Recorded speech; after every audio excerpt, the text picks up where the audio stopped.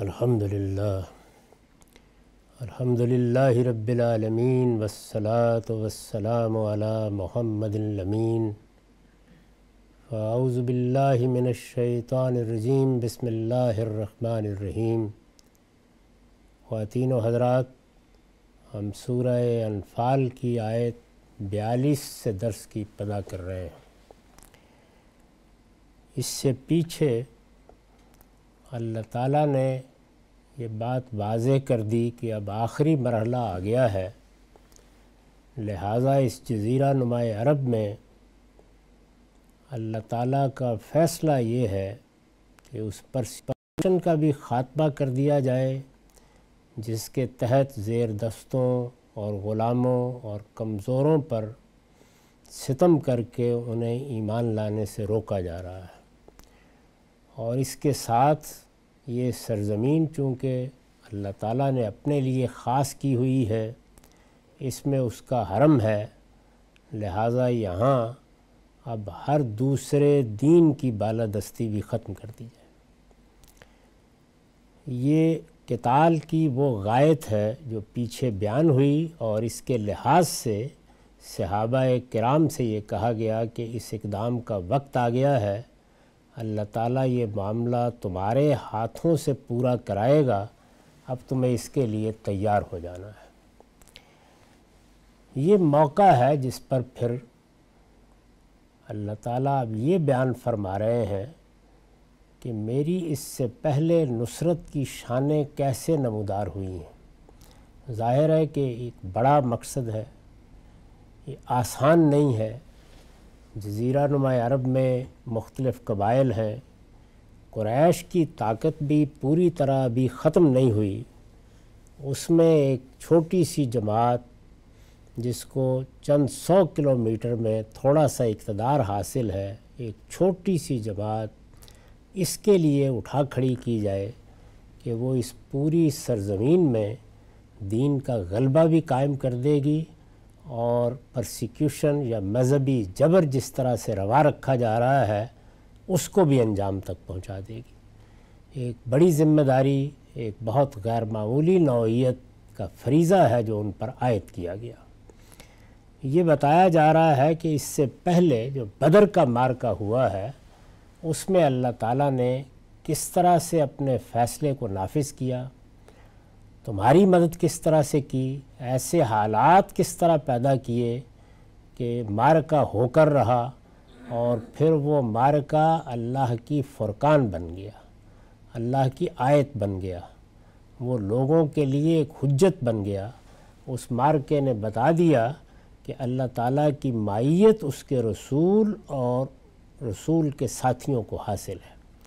اس چیز کے لیے استدلال کیا جا رہا ہے، یعنی وہ لوگ جنہیں ایک بڑے کام کے لیے کھڑے ہونے کو کہا جا رہا ہے، ان کے حوصلے کے لیے، ان کی تسلی کے لیے اس معرکے پر تبصرہ کر کے بتایا جا رہا ہے کہ اس میں اللہ کی نصرت کس کس پہلو سے نمودار ہوئی، تاکہ وہ حوصلہ رکھیں، وہ پوری قوت سے تیاری کریں اور آخری معرکہ لڑنے کے لیے میدان میں آ جائیں۔ یہ مدعا ہے، اس کو سامنے رکھ کر اب ان آیات کو سننا چاہیے۔ فرمایا کہ اذ انتم بالعدوۃ الدنیا وہم بالعدوۃ القصویٰ والرکب اسفل منکم، یاد کرو جب تم وادی کے قریبی کنارے پر تھے، قریبی کنارے پر تھے یعنی اس کنارے پر جو مدینے سے قریب تھا۔ یاد کرو جب تم وادی کے قریبی کنارے پر تھے اور وہ دور کے کنارے پر، وہ یعنی قریش جن سے بدر کا معرکہ ہوا۔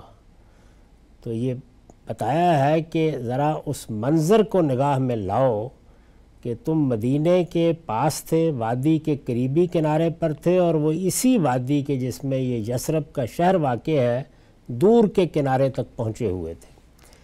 یاد کرو جب تم وادی کے قریبی کنارے پر تھے اور وہ دور کے کنارے پر، اور قافلہ تم سے نیچے تھا۔ یہ وہ قافلہ ہے جس قافلے کے بارے میں یہ خبر گرم کر دی گئی تھی کہ مسلمان اس پر حملہ آور ہونے والے ہیں۔ اصل میں یہ ایک تجارتی قافلہ تھا اور قریش کا تھا، تجارتی سامان لے کر آ رہا تھا، اس تجارتی قافلے کو مسلمان ہدف بنا لیں گے، یہ چیز ایک بڑے پروپیگنڈے کی صورت میں عام کر دی گئی۔ یاد کرو جب تم وادی کے قریبی کنارے پر تھے اور وہ دور کے کنارے پر، اور قافلہ تم سے نیچے تھا، یعنی یہ منظر پہلے واضح کیا ہے۔ اب دیکھیے کہ کیا خوبصورت بات ہے، فرمایا وَلَوْ تَوَاعَدْتُمْ لَاخْتَلَفْتُمْ فِي الْمِيعَادِ، اگر تم باہم وقت ٹھہرا کر نکلتے، یعنی اگر تم یہ بات طے کر کے نکلتے کہ یہ قافلہ وہاں پہنچنا چاہیے، اس لشکر کو یہاں آنا چاہیے، ہمیں بھی اس وقت وہاں ہونا چاہیے، یعنی تینوں کو کس مقام پر ہونا چاہیے، اگر تم اس کا وقت ٹھہرا کر نکلتے تو جو وقت ٹھہراتے اس میں لازماً آگے پیچھے ہو جاتے۔ یعنی یہ صورتحال تمہارے کنٹرول کی صورتحال نہیں تھی، یہ ممکن نہیں تھا کہ تم اپنے چلنے کی اسکیم اس طرح بناؤ اور وہ اپنے چلنے کی اسکیم اس طرح سے بنائیں، اور قافلہ اپنی رفتار یہ رکھے تو فلاں جگہ ہوگی، یہاں پر تینوں اکٹھے ہو جائیں گے۔ تو فرمایا کہ اگر تم یہ طے کر کے فیصلہ کرتے کہ ایسا ہونا چاہیے یا یہ چیز فلاں مقام پر پہنچ کر وقوع پذیر ہو جانی چاہیے، تو لاختلفتم فی المیعاد، تم کبھی بھی یہ حاصل نہیں کر سکتے تھے، لازماً آگے پیچھے ہو جاتے، یعنی یا تم پہلے پہنچ جاتے، یا قافلہ پہلے آ جاتا، یا قریش کا جو لشکر آ رہا تھا وہ کسی اور جگہ پہنچ جاتا، یہ تمہارے بس کی بات نہیں تھی۔ لیکن اللہ نے کوئی فرق نہیں ہونے دیا، یعنی اللہ تعالیٰ نے ایسے اسباب پیدا کیے کہ یہ تینوں جس جگہ ہونے چاہیے تھے وہیں پہنچ گئے۔ یہ اللہ تعالیٰ فرماتے ہیں کہ ہم نے خاص، اب یہ دیکھیے کہ اس پر میں نے ایک نوٹ لکھا ہے، مطلب یہ ہے کہ اگر تم دونوں فریق اپنے طور پر یہ طے کر کے نکلتے کہ ایک کو قافلے کی حفاظت کا بہانہ بنا کر حملہ کرنا ہے، یہ ایک کون ہے؟ قریش۔ یعنی قریش کا مسئلہ کیا تھا کہ ایک خاص طرح کی پروپیگنڈے کی دھول اڑا دی گئی تاکہ مدینے پر حملہ کرنے کا جواز پیدا ہو جائے۔ کوئی وجہ نہیں تھی نا اس کی، یعنی کچھ لوگ تھے جنہوں نے اللہ کا دین پہنچایا، اللہ کے دین کی دعوت دی، پہلے ان کو ان کے وطن سے نکال دیا گیا، رسول اللہ صلی اللہ علیہ وسلم کو ہجرت کرنا پڑی، وہ یثرب میں آ کے کئی سو کلومیٹر کے فاصلے پر آباد ہو گئے۔ اب ان کی بستی پر حملے کا اخلاقی جواز تو کوئی پیش نہیں کیا جا سکتا۔ تو یہ دنیا ظاہر ہے کہ انسانوں کی دنیا ہے، اس میں جب بھی آپ کوئی اقدام کرتے ہیں تو سب لوگوں کو ساتھ لے کر چلنے کے لیے کوئی اخلاقی پہلو ہوتا ہے جس پر لوگ مطمئن ہوتے ہیں۔ تو قریش کے لیے مسئلہ یہ تھا کہ وہ یہ محسوس کرتے تھے کہ یہ تو نکل گئے ہمارے ہاتھ سے، اور ایک کے بعد دوسرا وہاں جا رہا ہے، یثرب میں یہ لوگ آباد ہو رہے ہیں، یہ بھی انہیں نظر آ رہا تھا کہ جلد یا بدیر وہاں ایک طاقت انہیں حاصل ہوتی جا رہی ہے، اس سے پہلے کہ یہ طاقت ہمارے مقابلے کی طاقت بن جائے اس کو ختم کر دیا جائے۔ اب ختم کرنے کے لیے اخلاقی جواز کیا ہے، یعنی کیوں، کیسے، کس بنیاد پر حملہ کر دیا جائے؟ تو وہ ایک خاص صورتحال پیدا ہوئی کہ ایک تجارتی قافلہ آ رہا تھا، اس تجارتی قافلے کو مدینے کی شاہراہوں کے قریب سے گزرنا تھا، اس سے یہ پیغام بھیجا گیا یا یہ پیغام وہاں پر بنا لیا گیا کہ مسلمان اس قافلے پر حملہ کرنے کا ارادہ کر رہے ہیں۔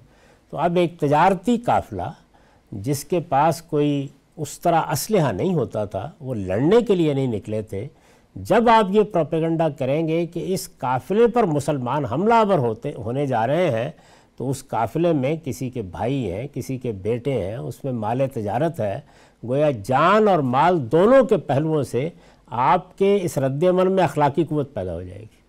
تو یہ اخلاقی قوت پیدا کر دی گئی، یعنی لوگ فوراً تیار ہو گئے کہ اچھا مسلمان حملہ کرنے والے ہیں، تو ایک لشکر بننا شروع ہوا۔ یہ جو بدر کا لشکر ہے، جو کم و بیش 1000 کے قریب لوگوں کا لشکر بتایا جاتا ہے، یہ اس طرح سے بنا، یعنی یوں نہیں ہوا کہ یک بیک قریش نے کہا کہ اچھا ایک پیغمبر نے دعویٰ کیا تھا کہ وہ اللہ کی طرف سے آیا ہے، آؤ جا کے اس کا خاتمہ کرائیں۔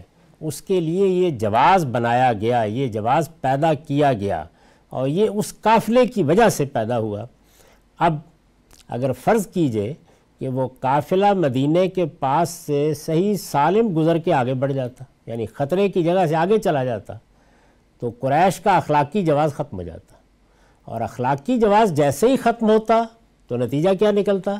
خود لشکر کے اندر کے لوگ کہتے کہ اب تو وجہ ہی نہیں رہی، یہ تو پروپیگنڈا ہی بالکل جھوٹا تھا، کوئی بنیاد ہی نہیں اس کی، واپس چلنا چاہیے۔ ہو سکتا ہے کہ کچھ لوگ اصرار کرتے، لیکن بہرحال انسانی فطرت یہ تقاضا کرتی ہے کہ ایک بڑی تعداد آگے بڑھنے سے انکار کر دیتی، تو قریش کو واپس جانا پڑتا۔ پہلی بات یہ سمجھ لینی چاہیے۔ مطلب یہ ہے کہ اگر تم دونوں فریق اپنے طور پر یہ طے کر کے نکلتے کہ ایک کو قافلے کی حفاظت کا بہانہ بنا کر حملہ کرنا ہے، یہ وہ پروپیگنڈا تھا جو کر دیا گیا تھا، اور جس کو بنیاد بنا کے قریش آئے تھے، جس کو بنیاد بنا کے وہ لشکر تیار ہوا تھا۔ اب ظاہر ہے کہ اس لشکر کو اس وقت پہنچنا چاہیے کسی مقام پر، اور مسلمانوں کو بھی اس وقت نکلنا چاہیے جب کہ قافلہ ابھی خطرے کی زد میں ہو، کیونکہ وہ خطرے کی زد سے جیسے ہی نکل جائے گا تو یہ پروپیگنڈا ختم ہو جائے گا، اور دوسرے کو اس موقع سے فائدہ اٹھا کر حملہ آور کو سبق سکھانا اور اس پر اپنی دھاک بٹھا دینی ہے۔ یعنی دوسرے کے سامنے کیا مقصد ہے کہ یہ لڑائی ہو جائے، یہ جنگ ہو، اس کے نتیجے میں یہ جو ظالم اس طرح کی باتیں کر رہے ہیں اور انہوں نے ایک مذہبی جبر کا طوفان برپا کر رکھا ہوا ہے، اب ان کو سبق سکھا دیا جائے۔ یعنی مسلمانوں کی طرف سے دیکھیں تو جنگ ہو جانی چاہیے، اور قریش کی طرف سے دیکھیں تو ظاہر ہے کہ ان کے پاس وہ جواز ہونا چاہیے کہ وہ حملہ کر سکیں، کیونکہ وہ حملہ آور ہیں، وہ جارحیت کے لیے آ رہے ہیں۔ مسلمانوں کو جو اقدام کرنا ہے وہ مدافعت میں کرنا ہے، ڈیفنس میں کرنا ہے۔ تو یہ صورتحال ہے جس کو قرآن مجید نے یہاں بیان کیا ہے، اور یہ کہا ہے کہ ایک کو قافلے کی حفاظت کا بہانہ بنا کر حملہ کرنا ہے، دوسرے کو اس موقع سے فائدہ اٹھا کر حملہ آور کو سبق سکھانا اور اس پر اپنی دھاک بٹھا دینی ہے۔ تو فرمایا کہ اگر یہ تم لوگ طے کرتے کہ ایسی جگہ پر ہم پہنچیں کہ قافلہ بھی خطرے کی زد میں ہو، قریش کا لشکر بھی آمنے سامنے ہو جائے، مسلمان بھی اس جگہ پہنچ جائیں، تو فرمایا تو کبھی اس طرح نہ پہنچ سکتے۔ یہ ممکن ہی نہیں تھا کہ ایسی اسکیم انسان کی سطح پر بنائی جا سکتی، تو کبھی اس طرح نہ پہنچ سکتے کہ قافلہ ابھی مسلمانوں کی زد میں ہوتا اور دونوں لشکر آمنے سامنے کھڑے ہوتے۔ یعنی اب ہونا کیا تھا، یہ کہ دونوں لشکر آمنے سامنے پہنچ جائیں اور قافلہ ابھی خطرے کی زد سے نہ نکلا ہو۔ یہ وہ پوائنٹ ہے یا یہ وہ جگہ ہے جہاں پر آنا چاہیے تھا معاملات کو۔ زیادہ امکان یہی تھا کہ قریش کے دل بادل لشکر کے پہنچنے سے پہلے ہی قافلہ بحفاظت نکل چکا ہوتا، یعنی قافلہ ادھر سے آ رہا تھا، قریب پہنچا ہوا تھا، اسی لیے پروپیگنڈا کرنا ممکن ہوا، ادھر سے قریش کو مکے سے آنا تھا، تو زیادہ امکان یہی تھا کہ قریش کے دل بادل لشکر کے پہنچنے سے پہلے ہی قافلہ بحفاظت نکل چکا ہوتا، اور ان کے لیے یعنی قریش کے لیے حملے کا کوئی جواز باقی نہ رہتا، واپس لوٹنا پڑتا ان کو۔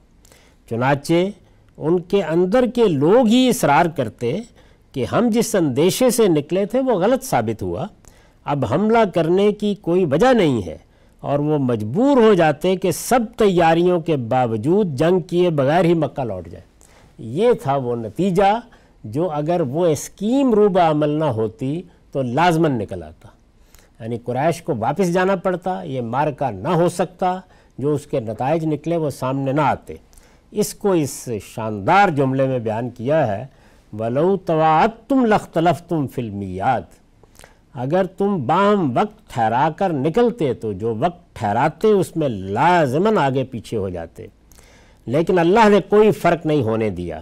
یہ جملہ یہاں پر مقدر ہے، اس پر فرمایا ہے اس لیے کہ اللہ اس معاملے کا فیصلہ کر دے جس کو ہو کر رہنا تھا، یعنی ایک لفظ ہے لیکن، اس کے بعد یہ مقدر ہے، لیکن اللہ نے کوئی فرق نہیں ہونے دیا۔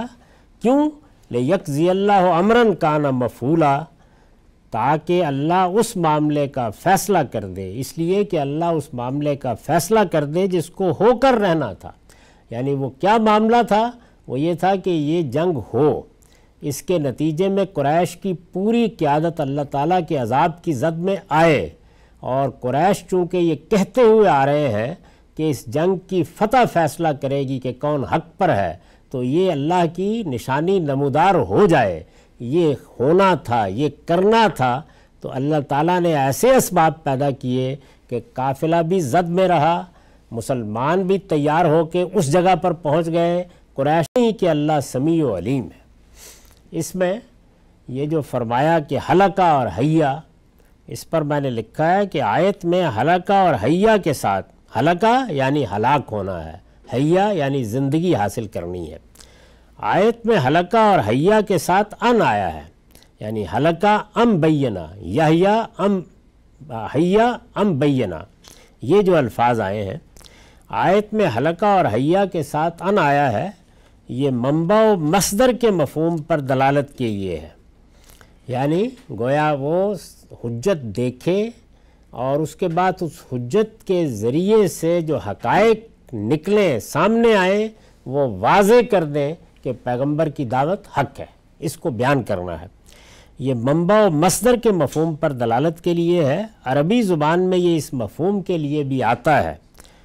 ہلاکت اور زندگی سے مراد روحانی و معنوی ہلاکت اور زندگی ہے۔ یعنی یہاں مطلب کیا ہے کہ جس آدمی نے عقلی طور پر، روحانی طور پر، اخلاقی طور پر زندگی حاصل کرنی ہے وہ بھی حاصل کر لیں، اور جس نے ان لحاظ سے مر جانا ہے وہ بھی مرے۔ یہاں یہ عام مرنا اور زندہ ہونا مراد نہیں ہے۔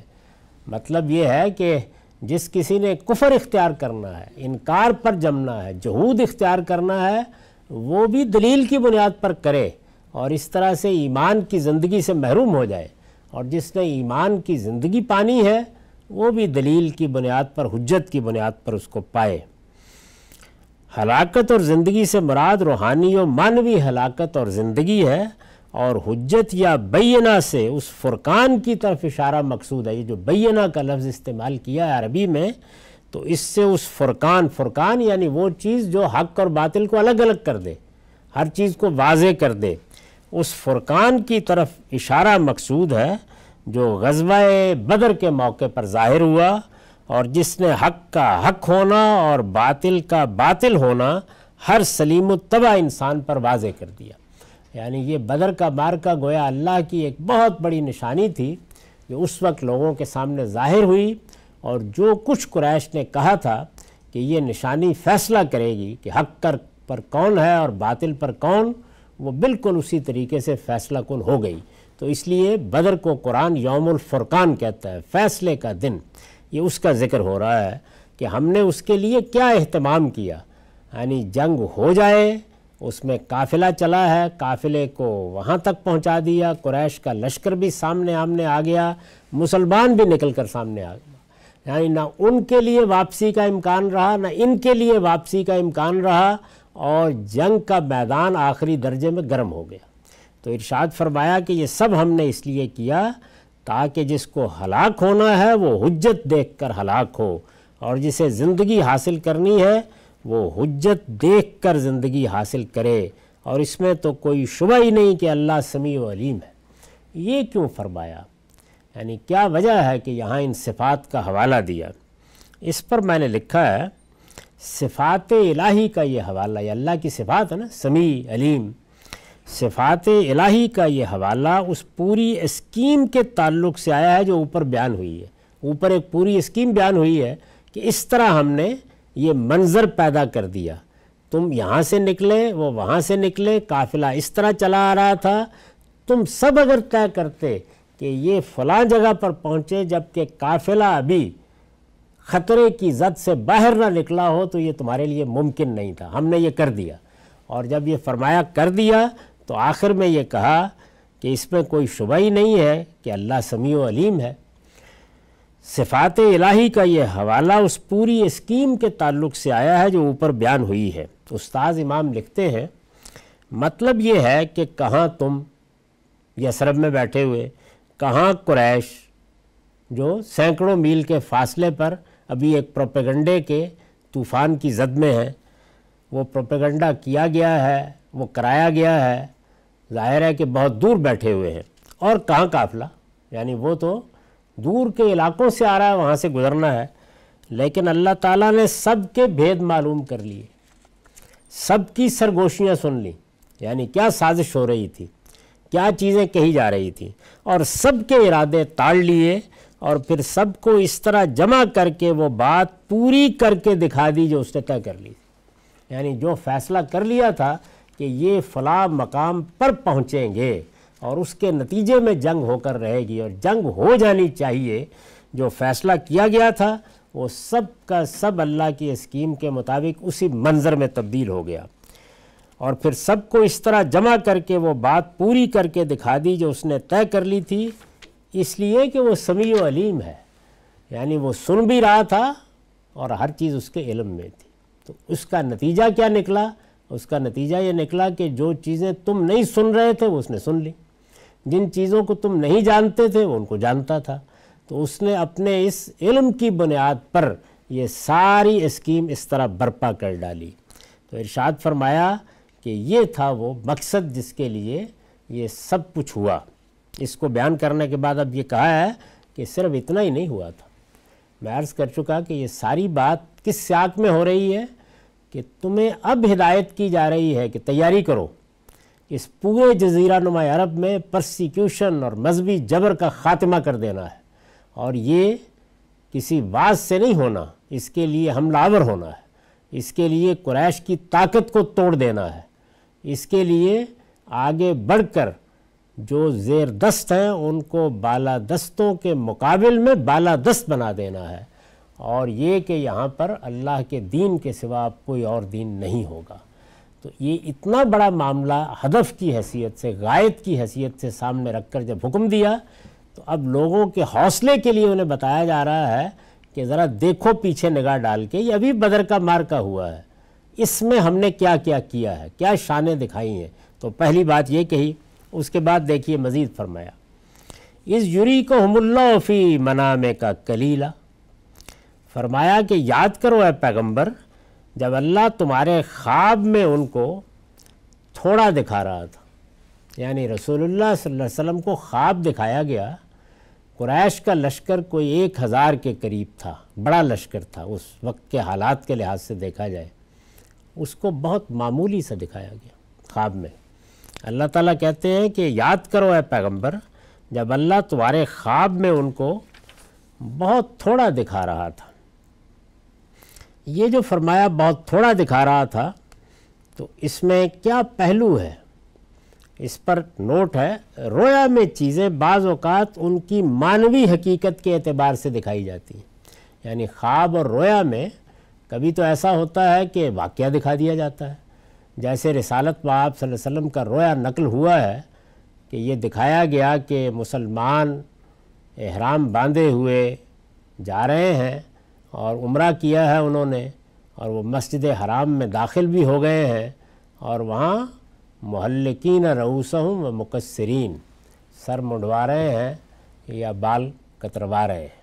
یہ رویا ظاہر ہے کہ واقعی رویا کی مثال ہے. اور بعض میں کیا ہوتا ہے کہ معنوی حقیقتیں دکھائی جاتی ہیں، یعنی چیزیں تمثیلی صورت اختیار کر لیتی ہیں. جیسے سیدنا یوسف کو دکھایا گیا کہ 11 ستارے اور سورج اور چاند جھک رہے ہیں، لیکن یہ حقیقت کی تعبیر تھی، حقیقت نہیں تھی. حقیقت تو اس وقت سامنے آئی جب ان کے 11 بھائی اور ان کے والدین ان کے سامنے سرنگوں ہو گئے. تو یہاں رسول اللہ صلی اللہ علیہ وسلم کو بھی ایک تمثیلی رویا دکھایا گیا. یعنی یوں نہیں کہ لشکر جیسے کہ تھا ویسے دکھا دیا گیا. لشکر کی جو معنوی طاقت تھی، یعنی باہر وہ 1000 کا لشکر ہے، خدا کی نگاہ میں حقیقت میں وہ چند لوگ ہیں، تو وہ کم کر کے دکھایا گیا. رویا میں چیزیں بعض اوقات ان کی معنوی حقیقت کے اعتبار سے دکھائی جاتی ہیں. اس موقع پر بھی یہی ہوا، اور رسول اللہ صلی اللہ علیہ وسلم کو قریش کا لشکر انتہائی کم تعداد میں نظر آیا. یعنی ایسے لگا کہ جیسے کوئی 150 لوگوں کی ٹولی ہے. یہ ان کی معنوی قلت تھی، یعنی اندر سے وہ اتنے ہی تھے، تو جو اندر تھا وہ دکھا دیا گیا، باہر سے وہ 1000 کا دل بادل لشکر تھا۔ یہ ان کی معنوی قلت تھی جو قلت تعداد کی صورت میں ظاہر ہوئی۔ تو رویا میں اس طرح دکھایا گیا۔ فرمایا پہلی بات تو یہ دیکھو کہ جیسے ہی جنگ کی ابتدا کا وقت آیا تو ذرا یاد کرو اے پیغمبر، جب اللہ تمہارے خواب میں ان کو تھوڑا دکھا رہا تھا۔ یہاں ایک دلچسپ چیز یہ بھی ہے کہ یہ بتایا گیا ہے کہ پیغمبر کے سامنے یہ چیز آئی۔ ظاہر ہے کہ پیغمبر کے سامنے اسی لیے آئی کہ وہ مسلمانوں کے سامنے بیان کریں گے اور یہ کہیں گے کہ یہ بڑی معمولی تعداد میں لوگ ہیں، وہ آ رہے ہیں اور ان سے ایک مارکا درپیش ہے۔ کیوں دکھایا گیا؟ اللہ تعالیٰ کہتے ہیں وَلَوْ أَرَاكَهُمْ كَثِيرًا لَفَشِلْتُمْ وَلَتَنَازَعْتُمْ فِي الْأَمْرِ، اتنی سی تمہاری تعداد تھی، 2 گھوڑے 6 زرہیں 8 شمشیریں، لڑنے کی تم پوزیشن میں نہیں تھے۔ اگر وہ کہیں تم کو انہیں زیادہ دکھا دیتا تو ضرور تم لوگ ہمت ہار جاتے اور جو معاملہ درپیش تھا اس کے بارے میں جھگڑنے لگ جاتے۔ یعنی یہ نتیجہ نکلتا کہ ایک آدمی دوسرا آدمی یہ کہتا کہ یہ تو بہت بڑا لشکر ہے، اس کا مقابلہ ہم کیسے کریں گے، اتنی بڑی تعداد میں لوگ حملہ آور ہو رہے ہیں، اس میں تو کوئی دوسرا صلح کا، صفائی کا، کوئی گریز کا راستہ نکالنا چاہیے۔ اب اللہ تعالیٰ کہتے ہیں کہ میں طے کر چکا تھا کہ جنگ ہونی ہے۔ تو یہ وہ یعنی اسکیم ہے پوری کی پوری۔ پہلے بتایا کہ کیسے یہ معاملہ اس خاص مقام پر تینوں کو یعنی لشکر کو، مسلمانوں کی جماعت کو اور قافلے کو لانے کا باعث بنا۔ پہلے اس کی تصویر کشی کی ہے۔ پھر فرمایا کہ اگلا معاملہ کیا ہوا کہ ہم نے خواب میں، رویا میں بہت کم دکھا دیا۔ رسول اللہ نے اسی طرح اس کو بیان کر دیا۔ جب بیان کیا تو گویا وہ لوگ کہ جو ہمت ہار سکتے تھے ان کے پاس استدلال کی قوت ختم ہو گئی۔ سچے اہل ایمان کے لیے تو بڑا ہو چھوٹا ہو کوئی مسئلہ نہیں تھا، لیکن مسلمانوں کی جماعت میں سب لوگ ابو بکر و عمر کے درجے کے نہیں تھے، ان میں وہ لوگ بھی تھے کہ جو حوصلہ پست کر سکتے تھے۔ تو فرمایا کہ تم لوگ ضرور ہمت ہار جاتے اور جو معاملہ درپیش تھا اس کے بارے میں جھگڑنے لگتے۔ اس پر میں نے لکھا ہے یہ اسی گروہ سے کہا ہے، یعنی یہ کن کو کہا ہے کہ تم جھگڑنے لگ جاتے، کن کو کہا ہے کہ ہمت ہار جاتے؟ صحابہ کرام کی جماعت میں تو ہم تاریخ میں یہ پڑھتے ہیں کہ وہ لوگ بھی تھے کہ جنہوں نے جب رسول اللہ نے یہ معاملہ پیش کیا، اور میں اس کا ذکر اس سے پیچھے کر چکا ہوں، تو یہ کہا کہ آپ بلق الغمات تک جائیے، آپ یمن کی سرحدوں تک ہمیں لے جائیے، ہم لڑ جائیں گے۔ وہ لوگ بھی تھے جنہوں نے یہ کہا کہ آپ کا اشارہ ہماری طرف ہے تو آپ پریشان نہ ہوں، ہم آپ کو وہ بات نہیں کہیں گے جو موسیٰ کے ساتھیوں نے انہیں کہی تھی کہ جائیں آپ اور آپ کا رب لڑے، ہم تو یہاں بیٹھے ہوئے ہیں۔ وہ لوگ بھی تھے، لیکن ایک تعداد ان لوگوں کی تھی، ان کا ذکر سورہ کے شروع میں آ چکا ہے، وہی گروہ یہاں مخاطب ہے۔ یہ اسی گروہ سے کہا ہے جس کا ذکر سورہ کی ابتدا سے چلا آ رہا ہے، یعنی اس سورہ میں خطاب کی ابتدا ہی اس گروہ سے ہوئی ہے جس نے کمزوری دکھائی، جس نے اس موقع پر جانے سے گریز کیا، جس نے قافلے پر حملہ کرنے کے مشورے دیے، جس نے اس کے بعد مال غنیمت کا جھگڑا کھڑا کیا۔ یہ لوگ موجود تھے صحابہ کرام کی جماعت میں۔ یہ اسی گروہ سے کہا ہے جس کا ذکر سورہ کی ابتدا سے چلا آ رہا ہے۔ مدعا یہ ہے کہ اگر قریش کے لوگ کثیر تعداد میں دکھا دیے جاتے، یعنی اللہ تعالیٰ جیسے وہ 1000 کا لشکر تھا ویسے ہی دکھا دیتا رویا میں، جتنے کہ وہ فی الواقع تھے، تو حضور بھی ان کا ذکر اسی صورت میں کرتے، یعنی آپ یہی بتاتے نا لوگوں کو، جو آپ نے دیکھا وہی بتانا تھا۔ اس کا نتیجہ یہ نکلتا کہ جو کمزور مسلمان اتنی قلیل تعداد کا سن کر بھی آمادہ جنگ نہیں ہو رہے تھے، یعنی رسول اللہ نے یہ بتایا کہ بہت چھوٹا سا لشکر آ رہا ہے، میں نے ایسے دیکھا ہے رویا میں اس کو، وہ اس پر بھی جھگڑ رہے تھے۔ تو اس طرح کے جو کمزور لوگ تھے، اس کا نتیجہ یہ نکلتا کہ جو کمزور مسلمان اتنی قلیل تعداد کا سن کر بھی آمادہ جنگ نہیں ہو رہے تھے، وہ بالکل ہی ہمت ہار بیٹھتے اور ایسا اختلاف پیدا ہو جاتا کہ جنگ کے لیے نکلنا ہی ممکن نہ رہتا۔ تو یہ فرمایا کہ ایک تو یہ چیز ہوئی، تھوڑا دکھا رہا تھا، اگر وہ کہیں تم کو انہیں زیادہ دکھا دیتا تو ضرور تم لوگ ہمت ہار جاتے اور جو معاملہ درپیش تھا اس کے بارے میں جھگڑنے لگ جاتے۔ وَلَا تَنَازَعْتُمْ فِي الْأَمْرِ وَلَكِنَّ اللَّهَ سَلَّمَ، مگر اللہ نے بچا لیا، یعنی اللہ تعالیٰ نے اس طریقے سے اس جھگڑے اور اس نزاع سے تمہیں نکال لیا اور سب یکسو ہو گئے، مگر اللہ نے بچا لیا، یعنی کمزوری کے اظہار سے بچا لیا، اور کمزور مسلمان بھی کچھ بحث و تمہیز کے بعد مقابلے کے لیے نکل کھڑے ہوئے۔ یعنی اس کا فائدہ یہ ہوا کہ وہ لوگ جو ہمت ہار رہے تھے وہ بھی تیار ہو گئے، اور زیادہ معاملہ نہیں ہوا، تھوڑا سا اختلاف ہوا، اور اس کے بعد لوگ جم گئے اور انہوں نے رسول اللہ کی قیادت میں نکلنے کا فیصلہ کر لیا۔ تو فرمایا مگر اللہ نے بچا لیا۔ کیسے بچا لیا؟ انہ علیم بذات الصدور، یقیناً وہ دلوں کا حال تک جانتا ہے۔ یعنی اسے معلوم تھا کہ کمزور کون ہے، اسے معلوم تھا کون طاقت کے ساتھ کھڑا ہے، وہ جانتا تھا کہ معاملے کی کیا نوعیت ہے، وہ دلوں کے حال تک جانتا ہے۔ وَإِذْ يُرِيكُمُوهُمْ إِذِ الْتَقَيْتُمْ فِي أَعْيُنِكُمْ قَلِيلًا وَيُقَلِّلُكُمْ فِي أَعْيُنِهِمْ لِيَجْزِيَ اللَّهُ أَمْرًا كَانَ مَفْعُولًا۔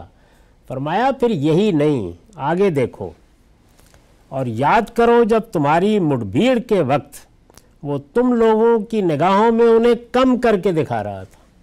یعنی جس وقت لشکر آمنے سامنے آ گئے تو آپ دیکھیے کہ ایک تو نکلنے کا فیصلہ کرنا تھا تو وہاں کمزوری آڑے آتی، اب لڑنا ہے، سامنے آ گئے۔ تو ارشاد فرمایا کہ جب وہ مٹ بھیڑ ہوئی، آمنے سامنے آ گئے لشکر دونوں، جب تمہاری مٹ بھیڑ کے وقت وہ تم لوگوں کی نگاہوں میں انہیں کم کر کے دکھا رہا تھا، اب سب کو لشکر کم نظر آ رہا تھا تاکہ مارکا ہو جائے، اور فرمایا کہ اور تمہیں ان کی نگاہوں میں کم کر کے دکھا رہا تھا۔ یعنی اس کا بھی تو اندیشہ تھا نا کہ وہ ہی تمہیں دیکھ کر نکل جائے اور یہ لڑائی نہ ہو سکے۔ تو اللہ تعالیٰ کیا کر رہا تھا؟ وہ تم لوگوں کی نگاہوں میں انہیں کم کر کے دکھا رہا تھا اور تمہیں ان کی نگاہوں میں کم کر کے دکھا رہا تھا۔ وہاں یہ مارکا ہو رہا تھا۔ اس سے اندازہ کر لیجئے جو لوگ مارکا بدر میں 313 اور 1000 کی باتیں کرنے کے بعد یہ کہتے ہیں کہ اب ہم بھی ممولے کو شہباز سے لڑا دیں گے، وہاں ہو کیا رہا تھا؟ یعنی وہ ہستی جو اس کائنات کی خالق ہے وہ کیا کر رہی تھی اس وقت اس مارکے کے لیے؟ ارشاد فرمایا کہ وَيُرِيكُمُوهُمْ إِذِ الْتَقَيْتُمْ فِي أَعْيُنِكُمْ قَلِيلًا وَيُقَلِّلُكُمْ فِي أَعْيُنِهِمْ لِيَجْزِيَ اللَّهُ أَمْرًا كَانَ مَفْعُولًا۔ کیوں ایسا کر رہا تھا؟ تاکہ اللہ اس معاملے کا فیصلہ کر دے جس کو ہو کر رہنا تھا۔ یہ اس کی وجہ بتائی کہ یہ فیصلہ میرا تھا، جنگ مجھے فیصلہ کن کرنی تھی، میں اپنے فرشتوں کے ذریعے سے لڑ لیتا، تمہیں سعادت بخشنی تھی تو میں یہ کچھ کر رہا تھا اس کے لیے۔ یعنی یہ سعادت تمہیں حاصل ہوئی، لیکن یہ سب کچھ ہو کس کی عنایت سے رہا تھا اور کس کی مائیت کا ظہور ہو رہا تھا؟ فرمایا میرا۔ یعنی اس لیے کم کر کے دکھا رہا تھا کہ ایک دوسرے کو اس طرح دیکھ کر کوئی فریق بھی خوف نہ کھائے اور وہ فرقان ظاہر ہو جائے جس کا ظہور خدا کی اسکیم میں طے ہو چکا تھا۔ تو اس کو بیان کیا لِيَجْزِيَ اللَّهُ أَمْرًا كَانَ مَفْعُولًا وَإِلَى اللَّهِ تُرْجَعُ الْأُمُورُ۔ حقیقت یہ ہے کہ تمام معاملات اللہ ہی کی طرف لوٹتے ہیں۔ تو یہ جب اللہ تعالیٰ نے پچھلی نشست میں جو چیزیں ہم نے پڑھی تھیں اس میں یہ حکم دیا کہ اب تم کو جزیرہ نما عرب میں آخری اقدام کی تیاری کرنی ہے، اور اس کا ہدف کیا ہے؟ اس کا ہدف یہ ہے کہ پورے جزیرہ نما عرب میں پرسیکیوشن کا خاتمہ ہو جائے، مذہبی جبر دم توڑ دے اور یہاں کسی اور دین کا وجود باقی نہ رہے۔ یہ اتنا بڑا ہدف جب تمہیں دیا ہے تو اب فرمایا کہ تم اس کے لیے تیاری کرو، اور ذرا ایک نظر بدر کے مارکے پر جو ابھی ہوا ہے نظر ڈال کے دیکھ لو، کہیں ہمت نہ ہار جاؤ یہ سن کر کہ اتنی بڑی ذمہ داری دے دی گئی ہے، میں اپنی یہ شانیں دکھا چکا ہوں، اور جب وہاں یہ دکھا چکا ہوں تو اب جو حکم دے رہا ہوں اس کے بارے میں حوصلہ کیوں ہارا جائے، اس میں ہمت کیوں کم ہو۔ تو ارشاد فرمایا کہ یہ فیصلے میرے ہیں، میں کر چکا ہوں، یہ ہو کر رہنے ہیں۔ اللہ جس معاملے کا فیصلہ کر دے وہ ہو کر رہتا ہے۔ تو ارشاد فرمایا کہ حقیقت یہ ہے کہ تمام معاملات اللہ ہی کی طرف لوٹتے ہیں۔ یعنی یہ سب کس لیے سنایا جا رہا ہے کہ اب جو ہدف ہے اس کو حاصل کرنے میں کسی جگہ کسی کمزوری کا صدور نہ ہو جائے، اٹھو اور تیاری کرو اس بات کی۔ یہ سب میں نے آپ کے سامنے تفصیل سے اس لیے رکھا ہے تاکہ یہ واضح ہو جائے کہ اللہ تعالیٰ جب اپنے رسولوں کو مبعوث فرماتے ہیں تو اس وقت اس سنت کا ظہور کس طرح ہوتا ہے جس کے تحت وہ منکرین کو سزا دیتے ہیں اور رسول اور اس کے ساتھیوں کا غلبہ قائم کر دیتے ہیں۔ یہ جو قرآن مجید میں فرمایا ہے کہ هو الذی ارسل رسولہ بالہدی ودین الحق لیظہرہ علی الدین کلہ، یعنی اللہ نے اپنا پیغمبر بھیج دیا ہے، اپنا رسول بھیج دیا ہے، اس کے ساتھ اپنی ہدایت بھیجی ہے، دین حق بھیجا ہے، اور اس کو یہ ہدف دیا ہے کہ اس سرزمین عرب میں اللہ کا دین ہی سب سے بالا تر ہو جائے۔ یہ جو مشن تھا یا یہ جو ہدف دیا گیا، یہ نصب العین مقرر کیا گیا، یہ رسولوں کے ساتھ خاص ہے، اور رسولوں کو جب یہ ذمہ داری دی جاتی ہے تو یہاں یہ بتایا جا رہا ہے کہ اس کے لیے اگر انسانوں کو کوئی اقدام کرنا ہو اور انسانوں کے ذریعے سے کسی چیز کو حاصل کرنے کا فیصلہ کر لیا جائے تو پروردگار یہ کرتا ہے۔ اللہ تعالیٰ کی سنت اس طرح ظاہر ہوتی ہے، اللہ اس طرح نصرت فرماتے ہیں، اس کے لیے میدان اس طریقے سے تیار کرایا جاتا ہے، اس میں قدم قدم پہ اللہ تعالیٰ اپنے فیصلے کو نافذ کرنے کے لیے یہ اہتمام کرتے ہیں، اور اگر انسان اس پوزیشن میں نہ ہو کہ اللہ کے فیصلوں کو نافذ کر سکیں تو پھر اللہ تعالیٰ فرشتوں کے ذریعے سے اپنے احکام پر عمل کراتے ہیں، جیسے کہ قوم عاد کے معاملے میں ہوا، قوم سمود کے معاملے میں ہوا، قوم شعیب کے معاملے میں ہوا۔ اگر انسانوں کو ذریعہ بنایا جائے، جیسے کہ صحابہ کرام کے معاملے میں یعذبہم اللہ بایدیکم کا قاعدہ تھا، یعنی اللہ کا عذاب ان کی تلواروں کے ذریعے سے آئے گا، تو اس کے لیے یہ اہتمام کیا گیا۔ پہلی قسط بدر میں نازل ہوئی، اور اس کے بعد پھر اگلی سورہ توبہ آ رہی ہے جس میں اللہ تعالیٰ کے آخری فیصلے کا صدور ہو گیا۔ اقول قولی ھذا واستغفر اللہ لی ولکم ولسائر المسلمین۔